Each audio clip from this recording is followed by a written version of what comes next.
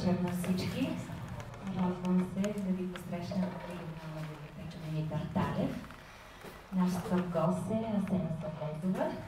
Да ви я представя. Предполагам, вие някой от вас я познавате. Тя е от София, майка на две деца. Съпругът ти е също тук сред нас. Всичките й книги са в областта на фармацевтиката, научни трудове. Първата й книга, която аз много харесвах, Четвърт приказка за Флавия и Христо. Защо четвърт? Защото са 25 истории, които ни разказва Асена Сърдезова. Сега малко да ви разкажа за нейната биография, тъй като е така с много терминология. През 1996 година се дипломира от фармацевтичния факултет в Медицинска университет в София. Защитава дисертация в областта на социалната медицина и организация на здравеопазването и фармацията през 2007 година. Притежава магистърска степен по здравен мениджмънт и обществено здраве и магистърска степен по здравна политика и фармакоикономика от Барселона школа of Management. През 2019 година завършва магистратура по психология в Великия Търновски университет. Има 3 специалности: организация и икономика на аптечната и дистрибуторската практика, организация и икономика на фармацевтичното производство и клинична фармация. Професор е в катедрата по здравна политика и менеджмент. Преподавател в факултета по обществено здраве. Има над 20 години опит в лекарствения сектор, заемайки различни позиции в представителства на производители на лекарства, дистрибутори и договорни изследователски организации за клинични изпитвания. Аудитор по европейски стандарти за добри практики в фармацевтичния сектор. Между юли 2014 и 2018 е изпълнителен директор на Изпълнителната агенция по лекарствата към Министерството на здравеопазването. Била е член на управителния борд на Европейската агенция по лекарствата и член на Комисията за оценка на здравните технологии. От 2020 до 2021 е председател на управителния съвет на Българския фармацевтичен съюз. През 2021 е назначена за министър на здравеопазването в правителството на Кирил Петков. Това е една биография, свързана с фармацевтичната индустрия в България и по света, защото участва в различни световни организации. Но днес сме тук, за да се потопим в нейната първа книга. Четвърт приказки за Клара и Христо. Приятно ми е да ви представя авторката. Тя ще каже коя е нейната героиня и какво е преживяла и съпреживяла с нея. Заповядайте. Благодаря. Първо искам да благодаря на всички, които дойдоха тук, да чуят и така, както вие казвате, да се втопят в тази първа художествена книга. Това, което е в нея, то всъщност е стояло винаги в мен, защото не може да изкараш навън това, което го нямаш вътре. Много често съм си задавала въпроса, защо за най-важните неща в живота никой не го учи, а кои са тези най-важни неща, как да общуваме с другите, как да открием това, което носим в себе си, потенциала, защото всеки носи неща, в които е по-добър от другите. Но много често, когато се родим и сме натоварени от очаквания на родители, от правилата в образователната система, от неща, които ни се случват и ни предопределят, забравяме или може би не знаем, защото никой не ни учи, как да откриваме това, което е дълбоко в нас. И много често заставаме на чужди пътеки. А заставането в чужди пътеки винаги отнема щастието. Това са истории, които са преживени, както и са споделени от мои приятели. Разбира се, прототипа на Ана, мисля, че няма нужда да казвам кой е. Прототипа на Клара и Кристо са нейните деца. Това, което ми споделиха много читатели, аз сега също ще ви прочета някои от текстовете, че четейки, като обратна връзка ми споделиха, четейки всъщност, очевидно по някакъв начин на подсъзнателно ниво се усеща истината в тези редове и ги отправя към определени моменти в техния живот и те започват да разсъждават. Тоест тази нужда да намерим щастието е универсална. Обаче щастието не е универсално, тъй като то може да е едно за мен, за вас да е друго. Например, това, което изчетохте като биография, някой може да го хвърли в депресия, толкова много учене, примерно, нали? Толкова специалности, магистратури и до това е, което да ми дава, нали, претворяването на знанието в практиката, нали? Когато помагаш с това знание на хората, нали, това е също създаване на смисъл. Така че смисълът за различните хора е различен. В тази книга има много и от една психотерапевтична школа, която се нарича логотерапия. И тук на последния ред има преподаватели от тази школа. Много ви благодаря, че си освободихте графика, да ме уважите. И всъщност няма преследване на щастието, няма стереотипи. Ние трябва да се отървем от тези стереотипи до толкова, доколкото сме позволили да навлезем в нашия живот в някакъв момент и да започнем да изграждаме смисъл в живота. Като този смисъл е различен за всеки, което означава, че е абсурдно ние да се сравняваме. Нали, ние сме уникални, но някак си са ни научили да се сравняваме. Може би много често, когато сте се връщали вкъщи с оценка от контролно, са ви питали Иван, Георги или Петър колко изкараха, нали? А другите колко изкараха. Това е някакси с това сме отгледани, нали? Но всъщност като една глава лук, така съм го описала в книгата, ние трябва да белим слой по слой, за да може да стигнем до това, което ще ни направи щастливи, защото то е дълбоко в нас. И всъщност смисъла може да е различен и за различните етапи от живота ни. Това е същото, на което никой не ни учи. Защо четвърт приказки? Сега ще поседна малко, за да мога да си сложа очилата и да ви зачета някои неща от книгата, с които се надявам да ви потопя в тази атмосфера, за която стана въпрос. Всеки един от нас избира как да построи своя собствен свят и световете на другите. И с колко смисъл да ги изпълни. Представите ни за това какво всъщност представлява смисъла на живота има много стереотипи, натрапени идеали и лъжливи пророци. Последните понякога е трудно да се различат. Особено когато са облечени в титли или отговарят на представите на хората за успял човек, успяла в кавички. Понякога е трудно да отличим просветлените от тези, които добиват популярност, обявявайки се за такива. А в днешно време те не са малко. Най-великият дар, който може да получим, е живота, а най-доброто, което може да направим с него, е да го изпълним със смисъл и да го живеем не само за лична полза. Възможно ли е да имаме живот пълен със щастие и радост, без болни амбиции и деструктивна надпревара? Искаме ли живота на съседа или той иска да има нашия? Пропиляваме ли го с безмислени и деструктивни занимания? Или напротив, успяваме не само да повдигнем себе си, но да мотивираме за смислен живот и другите около нас? И какво изобщо означава смислен живот? Един от най-великите дарове, които живота може да ни поднесе, е подновяването му. И тук се говори всъщност в тази книга как се подновява живота. Едни го подновяват чрез децата, но други чрез делата. Защото има много хора, които имат деца и не могат да подновят живота по този начин.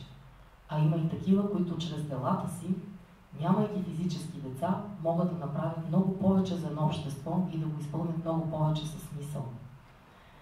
За Ана училището продължило, когато се появили Клара и Кристо. И тя продължила да живее по един нов, по-осмислен начин, направил я по-толерантна и разбираща света. Това съвсем не значи, че тя станала по-примирена.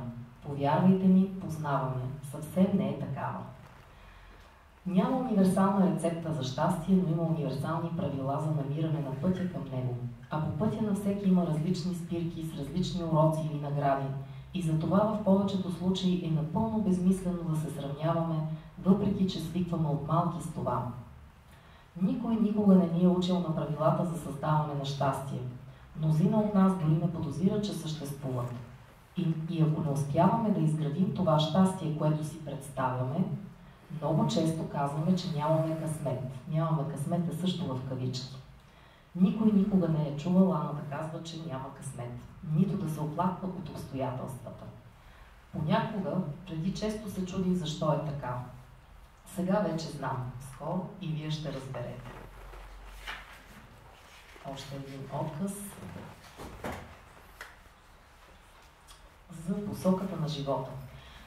Векове наред хората от различни епохи са си задавали въпроси за смисъла на живота. От древността до наши дни въпроса какво ни носи щастие се обсъжда, а отговорите, които ни дават мъдреците на съответното време, не са еднакви и еднозначни.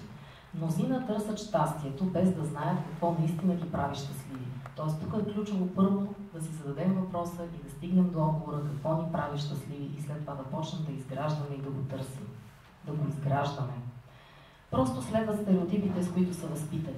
И в зависимост от средата, в която са израснали и силата на връзката, която са имали с родителите си, са в различна степен нещастливи. Някои дори не го осъзнават. Други го осъзнават, но смятат, че е нормално и стават циници. Трети го осъзнават и продължават да се опитват да намерят универсалното щастие, универсалното е в кавички, без да знаят какво ги прави щастливи. Малцина обаче знаят, че трябва да търсят не щастието, а смисъла на живота. Важно е не само да си задаваме тези въпроси, но и активно да работим в посока на изграждане на смисъл. Не бива да допускаме да изпадаме в положението на факира, живял в Индия, който прекарал 30 години в неподвижно състояние и медитация с цел да открие смисъла на живота, а след като така и не го открил, отново се преродил за нови 1000 години размисъл. Понякога фрустрираната воля за смисъл се компенсира чрез заместване от волята за власт, включително и в най-примитивната й форма – от желанието за пари или от желанието за удоволствие. Специалистите казват, че няма универсален смисъл на живота. Той е различен за всеки един от нас и дори може да е различен в различните етапи от живота ни. И ние, след като осмислим тази различност, придобиваме нова гледна точка в преследването на щастието.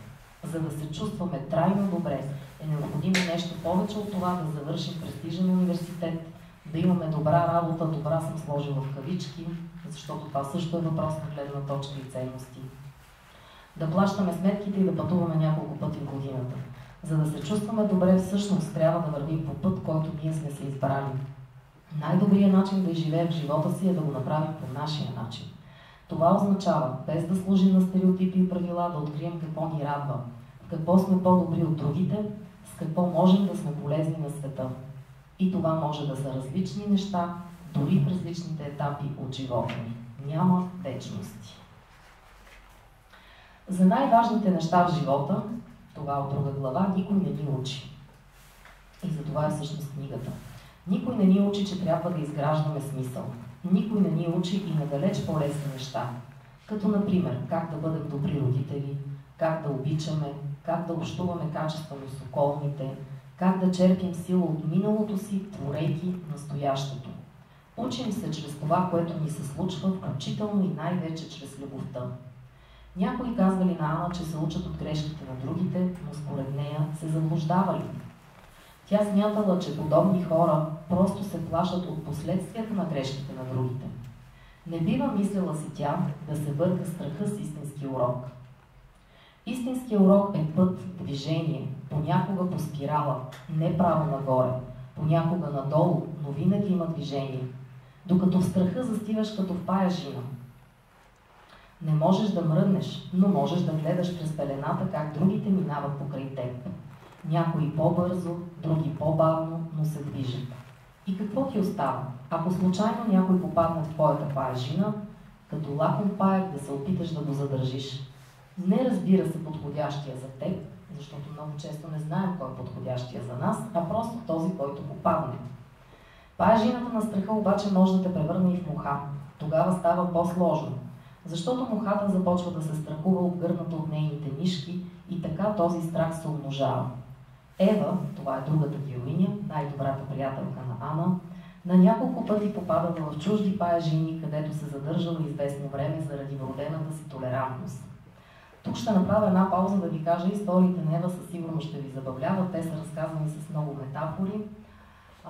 Една или две от тези истории бях пуснала много отдавна, преди години във Фейсбук, и един от колегите ми фармацевти, казвам колега не защото коректно използвам късни термини, от мъжки пол, мъж каза: и аз съм бил Ева. Тоест той се разпозна като Ева. Тоест тук пола на героите също е една условност, тъй като всеки е бил в ситуацията на Ева, която все срещала неподходящи. Нали, това е характерно за Ева. Така че сигурна съм, че ще се забавлявате с нейните истории за неподходящите. Но да се върнем към Ева. Но поради присъщата си непоносимост към всякаква лъжа или несправедливост, успявала да ги разкъса паежините и да продължи напред. Опитала се да разплати паежините отвън, но не се получило. Сигурна съм, че и вие сте имали такива ситуации, в които виждате как ваш приятел или партньор се заблуждава, но няма как да му помогнете. Отвън много трудно може да се помогне. Хората останали вътре си ги харесвали.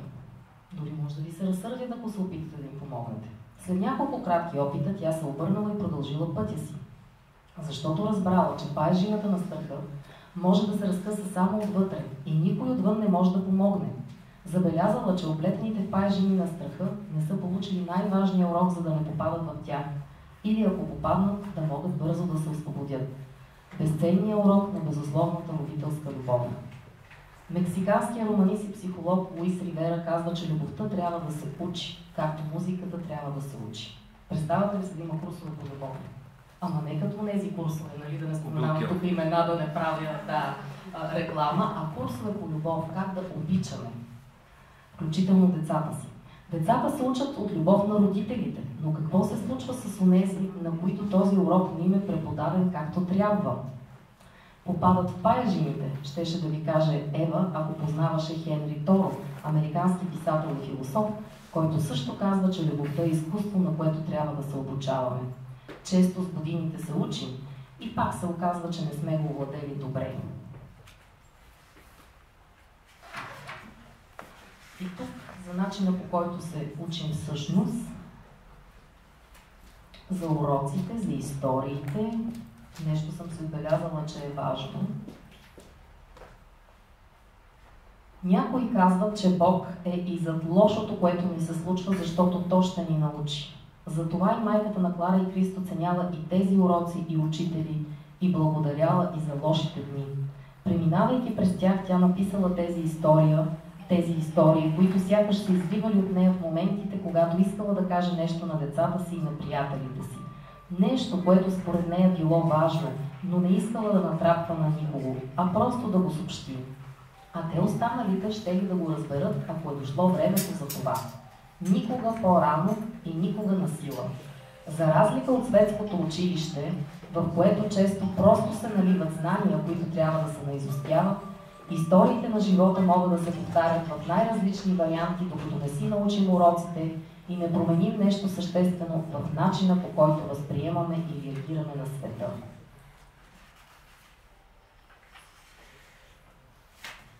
Историите са 25, за това са четвърт приказки. Ще ви прочета първата, която се казва за обичаните. Обичаните с главно О. Тези обичаните са очаквани и отгледани с любов. Те са ценени от момента, в който са подали сигнал на чакащите ги, че идват. Отгледани са в средата на безусловна обич. Раните им са превързвани без укори, сълзите им са изтривани без плесници. Научили са ги да казват истината и да я търсят навсякъде. Знаели са, че вкъщи винаги ги чака подслон и подкрепа, че няма да бъдат затрупани от свръхизисквания и че за всичко може да се говори с отглеждащите ги. И така постепенно, ден след ден, но безвъзвратно, се превръщат хора, търсещи истинското. Те го търсят навсякъде. В хората, в природата, в случайностите, ако изобщо има случайности, и най-вече в любовта. Отглеждащите обаче са два вида, поне. Първите са ясни, първите са обичащи. Вторите обаче са мнозинството. Те отглеждат необичаните. Те ги обичат, кавички съм сложила, обичат условно. Ако изглеждат по определен начин, ако изкарват добри оценки, ако слушат, ако и многоточие. Необичаните растат в страх от неодобрение. И тази несигурност бавно ден след ден краде душата им. Слава Богу, не безвъзвратно. Но способностите им да търсят истинското са ограничени. И те стават готови на всичко и угодничат, за да получат парченца от него, но подобия. Когато обичаните срещат необичани, те имат най-голяма нужда от подкрепа. Защото, ясно е, че обичаните до този момент са си мислили, че всички са като тях и изведнъж срещат необичани и изпадат в недоумение. Защо? Изпадат в недоумение, съмнение, а ценностите са подложени сякаш на изпитание и понякога дори изпадат в истинско отчаяние. И както във всички истории, в последните 2-3 изречения се съдържа, нали, така същественото. Но най-много обичаните учат от кого? От необичаните. Затова не ги разделяйте, моля. Живот. Следващия отказ. История номер 13, една от любимите ми. Въпроси за мостове и това какви мостове изграждаме или разрушаваме. Оставяш ли мостове или живееш на остров, който ти решаваш кога да напуснеш? И всичко е само въпроси. Тази история е само във въпроси, затова се нарича въпроси за мостове. Оставаш ли мостове или живееш на остров, който ти решаваш кога да напуснеш? И пак ти решаваш кога да се върнеш на него. На остров ли си или на полуостров? Оставил ли си лесен път до теб и до другите по суша? Защо да е лесен ли? Прав си, няма значение. Път или мост за един е лесен, за друг невъзможен, а трети може изобщо да не го види. Ама ей така, цял живот да не го види, дори при ярко слънце. Един няма да го види, ама друг може да танцува уверено по него. Дори да е въжен и да е положен в най-гъстата мъгла. Ще танцува, защото ти разлюляваш моста, а той пусто иска да остане на него. Ей така, за да провериш дали може да танцува ли го разлюляваш. Да видиш може ли, не може ли, иска ли. Само не го раздрусвай прекалено силно и не прекалено дълго. Изобщо не дей прекалява. Не прекалявай с чакането, не прекалявай с изпитанията за другите, не прекалявай с суровостта към себе си, не прекалявай с изискванията, не ги превръщай в претенции, не прекалявай с компромисите и не ги превръщай в жертви, а после не ги превръщай в обвинения към другите. Това все пак са твоите мостове, не техните. Всъщност, техните и твоите може изобщо да не се напаснат. И какво правиш в такъв случай? Чакаш ли да дойдат до теб? Или скачаш в бездната към другия? Близо ли го виждаш или е надалеч? И как разбираш кога е момента? Колко близо е близкото и колко далече е далечното? Чакаш ли в края на моста? Посрещаш ли с прегръдка или изпращаш така? Минаваш ли половината път до средата на моста? Мериш ли я тая среда? И как определяш къде е? Много ли ти е важно да се срещнете точно по средата? Ами ако ви остава една крачка и никой не я прави? И кога се научи да търсиш точно средата и се отказва от великодушието? Строиш ли мостове или ги рушиш? И как го правиш? Бавно или бързаш? Поставяш ли си срокове? А някой знае ли за твоите срокове или са само в теб? Обръщаш ли се, когато тръгнеш по нечий мост? Или само по твоите вървиш, защото са ти познати? Какво има по твоите мостове? Мека трева или блато крокодили?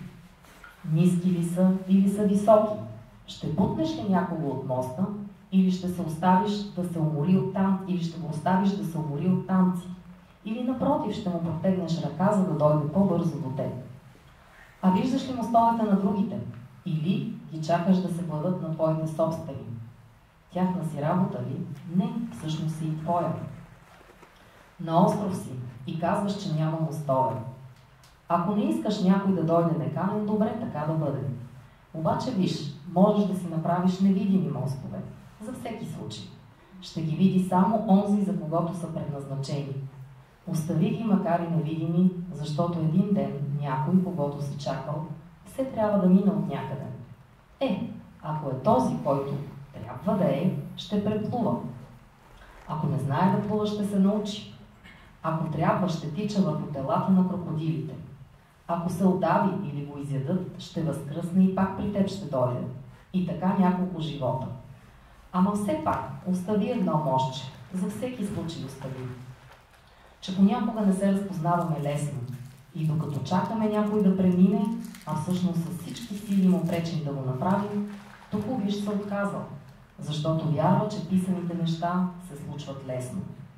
Изобщо как си с мостовете? Ти ли тях владееш или те теб са оплели? 19-та история. Сигурно всички си спомняте детските приказки, с които сме отгледани. Една от приказките, в които, какво беше, принцесата целува жабата и тя се превръща в принц, нали така? А сега моята история е как да целунем принц и да го превърнем в жаба, т.е. обратното. Има поне два варианта целувка да превърне принц в жаба. Разбира се, това никога не става с първата целувка. Най-вероятно е да стане с последната. Трансформацията не се вижда с просто око, но е просто да се види. Има два варианта. Вариант 1. Принцът е наистина принц, но принцесата не е принцеса. Оказва се, че тя е жаба. Но или не го знае, или го крие. Понякога дори от себе си. Бидейки жаба, тя не разбира принца. Очаква от него това, което той не може да извади нито от себе си, нито от някъде другаде. Иска неща, които някои, скоби вероятно тези, които са накарали да повярва, че е принцеса, са я научили, че трябва да иска от всеки принц, който срещне. Ако принц е принц, той би разпознал жабата бързо. Обаче сега ще видите къде е капана. Но ако е благороден, би останал с нея и след като е разпознал. Поне известно време, докато й даде пети шанс за трети път. Тук пола условен, както казах и с Ева. Тоест има и вариант, нали, принцесата всъщност да е принц. А жабата всъщност да е принцесата. Кавички. Поне за известно време, докато й даде пети шанс за трети път, когато принцесата всъщност не е принцеса, но не го знае или го крие, всяка нейна крачка към принца, всяка нейна целувка и не дай Боже нещо друго, и със сигурност всяка следваща претенция би могла да достигне точката на насищане и да превърне принца в жаба. И ако той не знае, че е принц, ще си остане жаба завинаги. Амин. Трудно е да се развали тази трансформационна магия, дори ако принца срещне истинска принцеса на по-късен етап. А не принцесата започва да се оплаква, че принца се е превърнал в жаба, без да осъзнава съществения си принос за това. Обикновено какво прави? Второ се да търси нов принц. И често много благородни принцове остават жабите до края, защото са толкова благородни, че свикват да не обръщат внимание на крякането им. Остават до края, освен ако не принцесите не решат да ги напуснат. Тогава могат да се считат за късметлии. Но измъкването от блатото, вече след като си повярвал, че си жаба, е много по-сложно упражнение. Вариант 2. Принцесата е принцеса, но не знае това. А принца е жаба, знае си, но си трае. Принцесата целува и години наред си мисли, че целува принц. С течение на времето, по време на една особена целувка, значи това е най-особената целувка, знаете ли коя е? Първата от поредицата, последния. С течение на времето, по време на една особена целувка, първата от поредицата, последния, принцесата решава да отвори първо едното си око, а после и другото, и осъзнава, че години наред всъщност се целувала жаба. Опитва се да затвори едното, а после и другото око. Отваря ги пак, затваря ги, пак жаба. Опитва се, чака, отдръпва се. И сега тук разликата с благородния принц, който си спомняме, че дава пети шанс за трети път или обратното. Истинската принцеса никога няма да остане с жаба. Особено ако е благородна, защото знае, че принцовете трябва да се събират с принцеси, а жабите с жаби. Знае, че ако се държиш с една жаба като с принц, това не я прави такъв. Заслужава си да опита, но макар и да продължава да упорства,